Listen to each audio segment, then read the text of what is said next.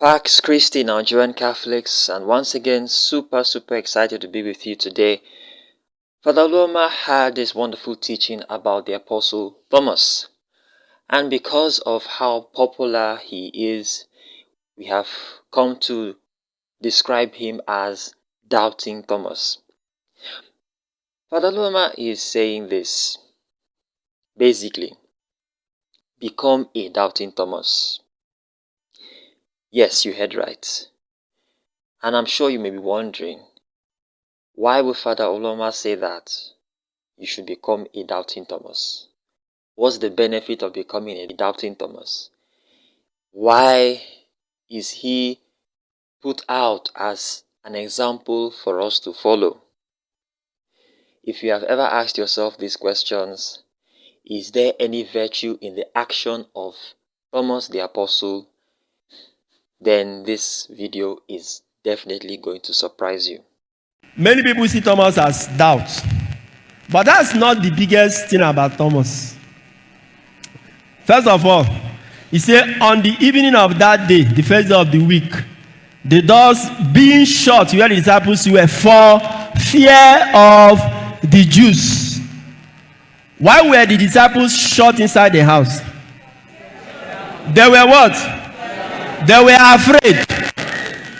But Thomas was not there. What does he tell you about Thomas? Where he go? Every person was afraid. They locked himself. One person went out. He didn't lock himself. What does he tell you about him?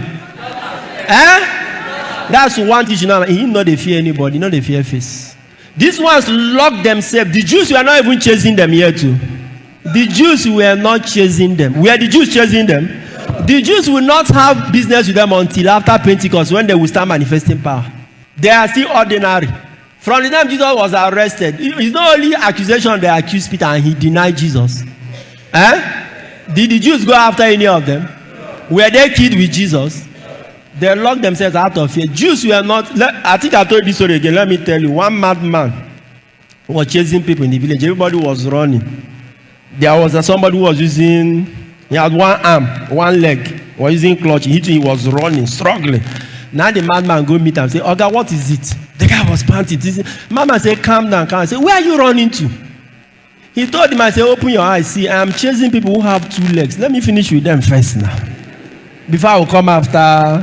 He said, so stay. No be where they chase. He left him and started chasing. The Jews were not chasing them. They locked themselves. That's how many of you are.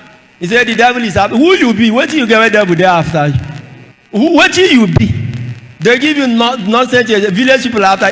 Now the land where you get here, I mean the land where you get for village. Now the aeroplanes where you park for airport. Now then they chase you now to destroy Abi. See poor man say devil is after him or village people after him. They don't even know say you exist. It's not an insult. The Jews were not chasing them. They shot themselves. That's how many Christians have locked themselves up out of fear and ignorance. For the whole of New Testament, who you see say the devil they're interested in? The whole New Testament where you read. Which other person the devil go ask God permission to deal with? Not only Job. Why? Because Job was wealthy. And he's somebody that God loved. He has status. You don't get shish, he said the village people are after you. My friend, if I slap you, your sense go return to your mind. Point is this. Don't go and shut yourself up out of fear when nobody is chasing you. Then Thomas was not afraid. That was not there. He was moving about freely. Magazine who want touch me, come near now. Hey, Thomas, they say your master don't die. And you see, shame not the guy say, concern you, now your shame, now my shame. He was walking, doing everything. He no fear. Let me tell someone, say, be like Thomas, be like Thomas. And I don't know. He refused to lock himself where others lock themselves. No be only doubt. Then he came, they told him we have seen the Lord. To let you know how courageous and fearless he is. He said, I no believe. I want to see myself. I want to put my hand. That's somebody who, oh God, it's called, there's something called methodic doubt. Methodic doubt. I believe in miracle, but I don't believe in your own miracle until I see myself. There are two different things. I believe in miracle, but for you to tell me that this, that, and I say, okay, show me.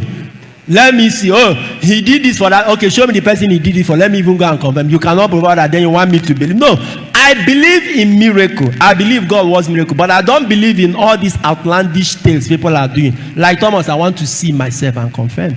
There's nothing wrong with that. It's called methodic doubt. If many of you apply it, they will not be using your head a lot. Until I see. 8 days later. Everybody say mercy. Say mercy. You know, Jesus came on the 8th day because of Thomas. Specifically because of Thomas. He said, 8 days later, Thomas was there. When Thomas said, until I see the marks made by the nails and can put my finger, I choose not to believe. He wasn't actually different from the apostles. Follow the reading. When Jesus came that first time and greeted them and said, peace be with you, they did not believe, they did not recognize, they didn't know it was Jesus. Until the Bible says he now showed them his hands and the marks. So what Thomas was asking to see is what they too saw before they believed. So they are not different from Thomas. The only difference between them and Thomas is opportunity. It's not personality. Some of you, the difference between another person is opportunity, not personality. You think you are better than, no, you are not better than this person. It's just that you have opportunity that person has not had. And I pray for those of you who have not seen opportunities. May you see opportunities in the name of Jesus Christ. The difference between you and some other person is opportunity, is not personality. You may think because you are better than this person, that's why you are married to this guy or to this lady, or you are doing well in this. And it's opportunity. You have opportunity they never had and they have not seen yet. So the difference between them and Thomas is opportunity, it's not personality. Personality-wise, they were not different from Thomas. They too doubted. They saw what Thomas is demanding to see before they too believed and began to be happy. Then Jesus came. Everybody say Jesus came. He came because of Thomas, to give him the opportunity. Other ones saw that he lost. And that's where mercy. Everybody say mercy. Everybody say mercy. There are ladies here who have not seen the opportunity to be called a Mrs. Somebody. I pray for you. That opportunity will come your way in the name of Jesus Christ. There are married couples who have not had the opportunity to become Mama this or Mama that because they have not conceived it. I pray for you. That opportunity will come your way in the name of Jesus Christ. There are families here who have not had some opportunities that others have had. You have not done housewarming or built something nice in your village. You have not, nobody in your family has graduated. Nothing seems to be happening. Those opportunities will come back to you in the name of Jesus Christ. By mercy, the Lord brought the opportunity that Thomas missed so that Thomas will have what others have. I pray for you by divine mercy. Opportunities you've not had before to be something better, to have something better, it shall come your way in the name of Jesus Christ. I pray for your opportunities you have also missed, whether by carelessness or by any mistake. The Lord will return them back to you in the name of Jesus Christ. That's why the Bible says in Psalm 23, surely goodness and mercy shall do what? Follow me all the days of my life, and I shall dwell in the house of the Lord forever and ever. May God grant you opportunities that will make you a better person in the name of Jesus Christ.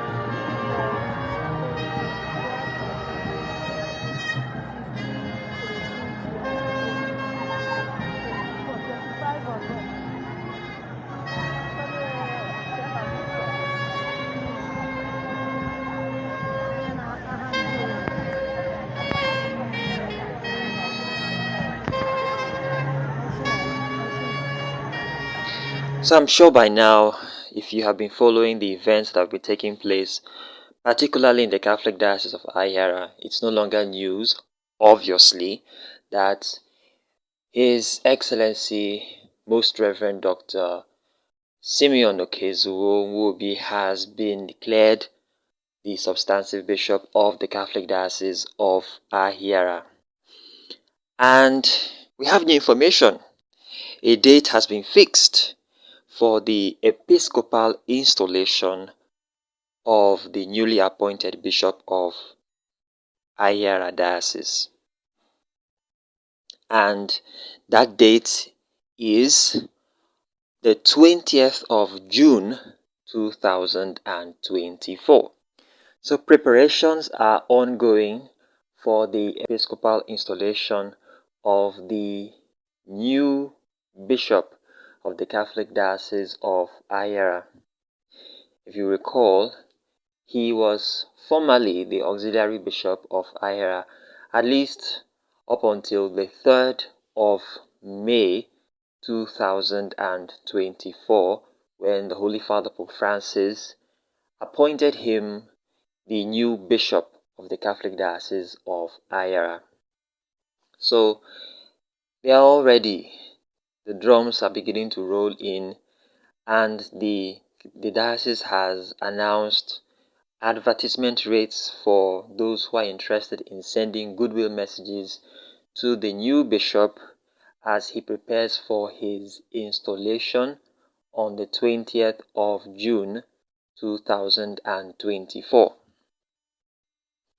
And it's going to be on a Thursday. 20th June 2024 is going to be on a Thursday. So if you have any plans to travel all the way to Ahiara, this information will come in handy.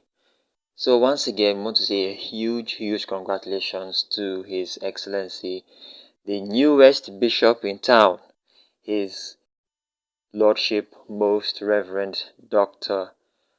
Simeon Okezuo Nwobi, CMF. And we continue to pray that as the diocese and indeed the entire church in Nigeria begins to prepare for his episcopal installation, that the Lord in his infinite goodness would see the committee and all those who are in charge of the preparations, that God will see them through, and that at the end of the day, all will be to the glory of his name. Specifically, on the points you mentioned, you said that some people, when they see Father, they don't want to call God Father, because some people will say, why not call him Mother? And so they say God or Creator. Well, their intentions may be good, but their action is not to be approved. Our Father in the Lord, His Eminence, Cardinal Francis Arinze, had a few words to share with us. Actually, he had shared them many years ago at a fundraise event carried out by the Family Consecration Movement or something like that. Okay, this video was recorded in 2010 and it has surfaced online again, perhaps as a response to some of the queries and the inquiries that a lot of Catholics have been making about this whole feminist movement. Someone had asked the question to His Eminence what the whole feminist issue is and what is the stand of the church concerning the feminist movement. In a subtle way, as he always does, our Father in the Lord, Cardinal Francis Arinze, had very nice words, I say nice, unquote, to share with his listeners, especially with those who were very vociferous when it came to the whole feminist issue. I'll allow you to listen to him and you come to your own conclusions. But before you do, I want to say a huge shout out to His Excellency, the Apostolic Nuncio to the United Nations, Archbishop Fortunatus Nwachukwu, as he celebrates his birthday today. Happy birthday, Your Excellency. He is a special man. When I say special, he is a special person. He is a polyglot. And if you understand what polyglot is, you would understand why the church values this man a lot. He has used his gifts and he continues to use his gifts for the good of the church. So I want to say a huge happy birthday to him. He is going to clock 64, or he has clocked 64 today. So a huge congratulations to His Excellency, the Apostolic Nuncio to the United Nations. Actually, he is a permanent observer to the United Nations, okay? So we want to pray for him, that the Lord will continue to see him through and raise him higher and higher as he serves the Lord. Okay, over to His Eminence. Your Eminence, thank you for being with us tonight. We hope that you'll bring our love and fidelity back to the Holy Father. I have a question, and sometimes it seems like our questions are always negative or complaints, and I don't mean it in that spirit, but I know that we don't yet have the revision of the Roman Missal in place, and I know that I've attended masses where the priest deliberately eliminated the word Father and would just substitute God. There we go. Thank you. Thank you you raised many points. More specifically on the points you mentioned, you said that some people, when they see Father, they don't want to call God Father, because some people will say, why not call him Mother? And so they say God or Creator. Well, their intentions may be good, but their action is not to be approved, because the public prayer of the church is public. Christ is the principal person praying. Every word has been studied very carefully by the bishops and cardinals and processed and approved by the Pope, word for word. Nobody dare add anything or subtract anything, says Vatican II in paragraph 22 on his document in the liturgy. Not even a bishop has the right to remove one word or add another word. It's only in the prayer of the faithful, that part just before offertory, where you can pray for present needs in your own formulation, but not the rest. But when people are doing their own personal prayer, they can pray anywhere they like. But the public prayer of the church, and the high point is the Mass, nobody dare add anything or subtract anything. This is not to judge the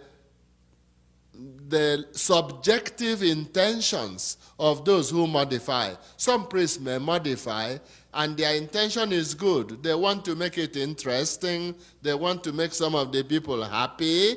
And they saw 2 or 3 women who said that if God is not called Mother, they will not give anything in the offertory collection. So for that, they say something else. But that does not justify their action. You will like the translation. Father, look, take the gospel. The gospel, Jesus, the Son of God, who came down from heaven, tells us about his Father many, many, many times. He prayed to his Father, John 17. He taught us the prayer, Our Father. He didn't say, Our Mother who art in heaven. And he had his mother who was in Nazareth. And he knows what he's talking about. So we cannot modify what Christ said. So we should tell those people that they have never read the Gospels. Tell them to go and read the Gospel and stop pulling out things from their over-fertile imagination. Excellent. As we say in this country, it is what it is. But when you are in your own private prayer, you can use any words you like. And in any case, God is neither a man nor a woman. God doesn't have a body. But God speaks to us in human language. And God himself said in the prophet Isaiah, I have written your names on my palms. Not that God has hands, but to speak to us, to show that he knows us one by one. And therefore, we should not go to try to improve on the Gospels. Thank you. Hope you have learned something new today. Thank you so much for watching. Talk to you soon.